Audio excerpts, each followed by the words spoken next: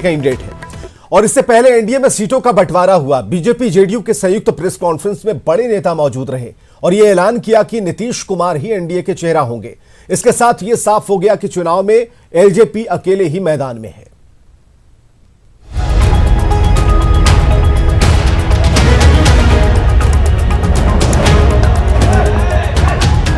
कई दिनों से एनडीए में सीट शेयरिंग को लेकर कयास लगाए जा रहे थे, लेकिन मंगलवार की शाम एनडीए प्रेस कॉन्फ्रेंस में सीट शेयरिंग का फॉर्मूला साफ हो गया। गठबंधन के तहत जेडीयू को 122 सीटें मिली है, जबकि बीजेपी को 121 सीटें मिली हैं। हमको जेडीयू 7 सीटें देंगी। वीआईपी से बीजेपी की बात चल रही है। जनता दल यू है, उसके जिम्मे 122 सीटें दी गई हैं और उसी के अंतर्गत हम पार्टी को, जीतन राम मांझी जी की पार्टी को, उसी के अंतर्गत हम लोगों ने 7 सीटें दी। भारतीय जनता पार्टी के पक्ष में 121 सीटें हैं और उसी के अंतर्गत इन लोगों की बातचीत जो इन्होंने बताया कि अंतिम चरण है विकासशील इंसान पार्टी के साथ, उसी के अंतर्गत उनको सीटें देंगी। वहीं रामविलास पासवान को लेकर नीतीश ने कहा कि वे अगर सांसद हैं तो जेडीयू की सहमति से हैं।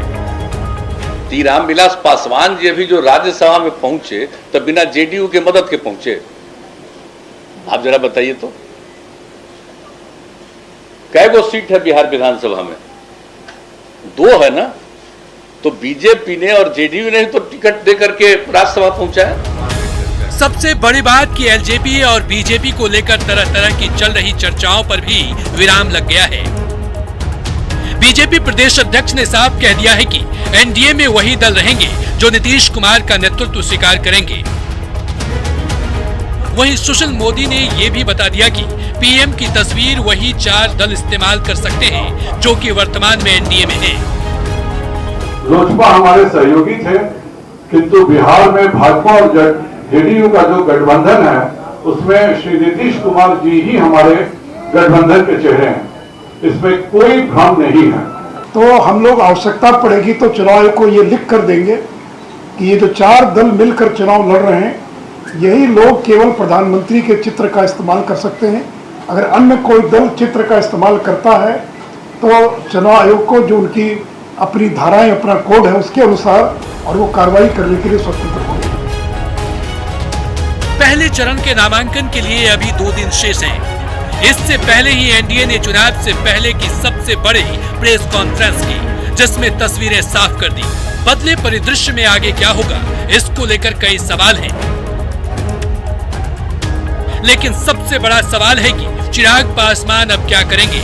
जाहिर है बिहार की सियासत में इसका इंतजार रहेगा। न्यूज 18 के लिए पटना से रवि एस नारायण और साकेत के साथ दिवाकर तिवारी की रिपोर्ट। और इधर